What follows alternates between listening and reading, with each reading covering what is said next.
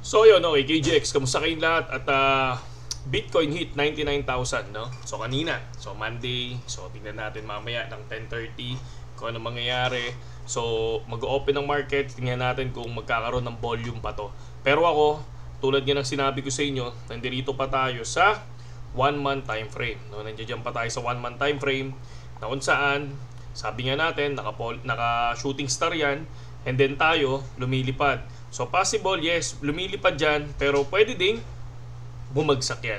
Okay? Pwede ding bumagsak yan, mga idol. Okay? So tulad ng sinabi ko, para sa akin, para maging safe tayo, dapat sa 1-day time frame, tulad ng sinabi ko dati, nung 102k, di ba sabi natin, kailangan mag-end siya ng 102k and then nag-pump ng 108k.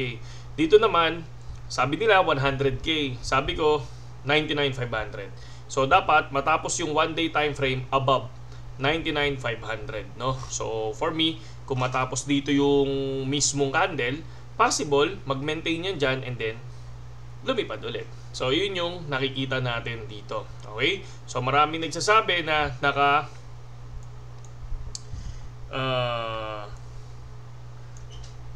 possible na lumipad na kaagad ng 110k agad-agad, pero ako hindi, dito muna ako sa 99,500. Once na natapos ang candle dyan, no, yan, possible na makuha si 108k ulit or 105k, mga idol. So ito kasi next yan, si 106.5, I think 106.5 and 102.795. Okay, so yun lang ang aking TA dito, tulad ng sinabi ko sa inyo, no. Yes, oo, meron tayong, ako ba, ayaw kong umangat yan. Siyempre ako gusto ko, di ba? Siyempre ako gusto ko, di ba? Kasi bakit? Bakit ko gusto? Meron akong ETH, no, na worth kanina nasa 504 USDT na yan. And positive naman tayo. For me naman is okay. Positive naman tayo kahit papano. Nasa 63,000 naman ang positive na natin sa ETH. Last 30 days, nung bumagsak si BTC, sumabay si Ethereum, nag-negative 41 kasi nasa 100 plus na yan noon nakaraan. Na 100 plus na yan kung titingnan natin. Pero ngayon, ayan, total PNL natin is 63k, mga lodi, no. For me, tulad ng sinabi ko, no, dito yan sa 99,500. Once dyan mag-end, no, yung 1-day time frame, I think malaki yung chance na lumipad dyan, mga idol, no. Ako sabi ko nga sa inyo, syempre sino bang may gusto, lang naman sabihin ko sa inyo, lilipad dyan, mga idol. Syempre dun lang tayo sa nakikita natin. So far, ako syempre, anong gusto niyo sabihin ko, 'di ba? Kung titingnan niyo, meron akong assets, no? So pwede ko naman sabihin na gusto kong lumipad diyan, pwede ako mag-hype, pero hindi ganoon Hindi naman natin pwedeng hulaan na ganoon, 'di ba? Na hindi, mag-invest kayo ngayon. Di pag sinabi ko lahat 'yon, di magsisitayaan kayong lahat diyan, magsisibilihan kayo, 'di ba? So sa akin nandoon tayo. No, nakita ko lang to, maraming influencer din na nakakita niyan. Ako nga, nakita ko lang din yan. Oo nga, no, sabi ko, naka-shooting star nga, di ba? Pero syempre, tulad ng sinabi ko, possible, maging reference natin yan. Di ba? If ever ngayon, naka-shooting star, pero walang effect, lumipad si Bitcoin, good. Para sa akin, good. Magiging reference ko sa susunod yan na, okay, kahit pala naka-shooting star to, hindi rin malaki din yung posibilidad na hindi masunod to. Na okay, go ako sa TA ko na maglo-long position ako.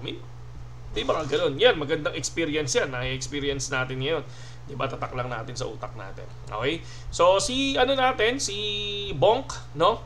Pinalitan natin ng H-bar. So far, kay H-bar is positive 300 na tayo. So, kung titingnan natin, no? Goods na goods naman, no? Kahit pa paano nung nilipat ko kay H-bar is okay. So, tulad ng sinabi natin, sa video na natin ipapakita yung mga ginagawa natin TA. And then, meron akong announcement, meron akong kinakausap para doon sa indicator, no? So, kanina magkausap kami, kaya lang nakikipag-negotiate ako sa price niya. So, tinitingnan ko lang kung papayag siya, edi makukuha ko 'yon. And then, pagka nagka-Telegram tayo, mga kapatid, no? May magagamit tayo, 'di ba? May kahit papaano pag nagbigay, ngayon pa nga lang pag nagbibigay ako ng TA, so I think 5-1, no? 5-1 tayo ngayon, 'di ba? So kay Bonk, kumita naman tayo kay Bonk noong nakaraan, hindi lang tayo nag-TP, 'di ba? So pero syempre, ako kasi nag-negative ako kay Bonk, nag-negative 200 daw kay Bonk, kaya 200 pesos 200 pesos. Syempre kaya sinabi ko na negative. 'Di ba? Kaya -1, 'di ba? H-bar positive naman talaga 'yan, 'di ba? So nakita nyo ilang beses tayo nag 50% diyan, 2 beses. Syempre naghangad tayo ng mas mataas na percent.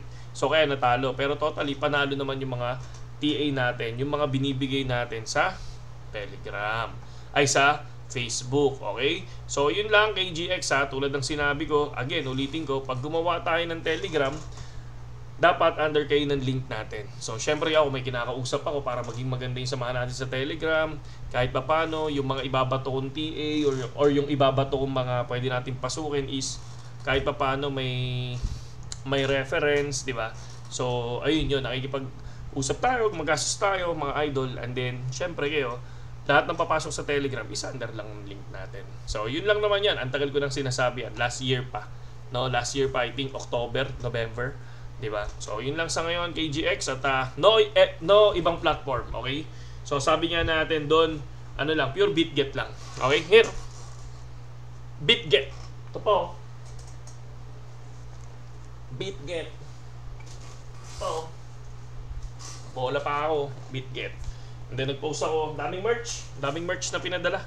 No? Saludo sa inyo lahat. Mabuhay kayong lahat.